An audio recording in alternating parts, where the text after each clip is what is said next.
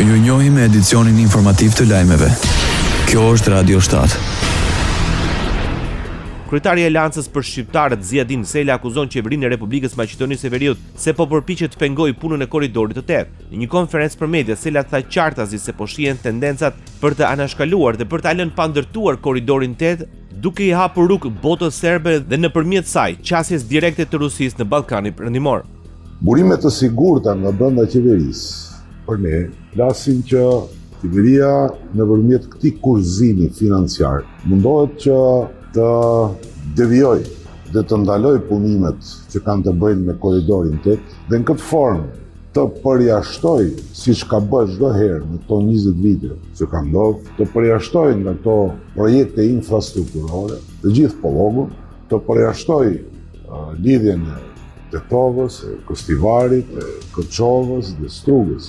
Ashtu si me rastin e ndërtimit të autostradës Kërçov-Ohër, kur u devijua segmenti i korridorit 8, në po të njëjtën mënyrë, tani më informacionet tona flasin që qeveria mundohet që të ndalë punimet që kanë nisur rreth korridorit 8 dhe punimet të vazhdojnë në drejtim të ndërtimit të segmentit Ohër-Manastir, Manastir-Prilep, në mënyrë që direkt të bëhet lidhje përsëri me korridorin 10D.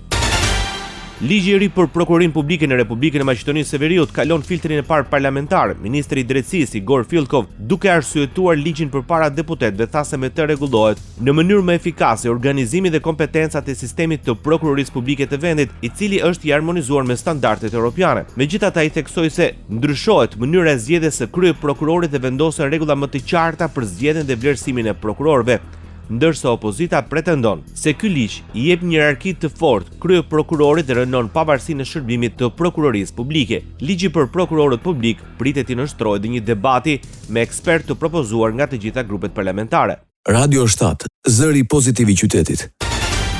Sulm kibernetik në kuvendin e Shqipërisë. Administrata dhe deputetët gjatë ditës së martë nuk patën akses në kompjuterat dhe adresat e email-it.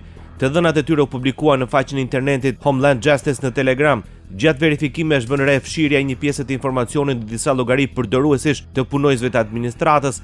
Përmes një deklarate të shpërndarë për mediat, kuvendi ka bërë të ditur se vlerësimi paraprak teknik tregon se mund të bëhet fjalë për një sulm të sofistikuar kibernetik, i cili ka pasur si synim fshirjen e të dhënave dhe cënimin e disa sistemeve të brendshme. Nga analizat e para rezulton se infrastruktura kryesore e punës nuk është prekur, thuhet në deklaratë. Menjëherë pas konfirmimit të incidentit janë marrë masa për izolimin e trafikut të dyshim dhe për neutralizimin e sulmit. Kryetari i Gjykatës së Lartë në Shqipëri kërkon rishikimin e dhënieve të masave të sigurisë. Fillon procedura për ndryshimin e pjesshëm të praktikës së njësuar të kolegjeve të bashkuara lidhur me vendimin unifikues të vitit 2011 mbi masat e sigurimit personal. Sipas Gjykatës së Lartë, qëllimi është të sigurohet një praktikë gjyqësore më e njëtrajtshme dhe në përputhje me standardet kushtetuese ligjore dhe ato të konventës europiane për kufizimin e lirisë personale. Programi i posaçme kundër korrupsionit dhe krimit të organizuar në raportin vjetor për vitin 2025 tregon për rritje të volumit të hetimeve penale në gjithsej 871 procedime, nga të cilat 294 raste të reja. Për vitin që lan pas, vlera totale e aseteve të sekuestruara dhe konfiskuara arriti në rreth 45.4 milion euro. Nga 30 zyrtarë dhe ish zyrtarë të lartë, në hetim 18 persona janë dërguar në gjykatë me kërkesë për gjykim, ndërsa 10 prej tyre janë dënuar me vendim të formës së prerë. Raporti tregon gjithashtu një ulje me rreth 53.4% të përdorimit të masës së sigurimit Ares me burg, duke reflektuar një zhvendosje drejt masave alternative të sigurisë. Ndoqët lajmet shkurt në Radio 7, zëri pozitiv i qytetit.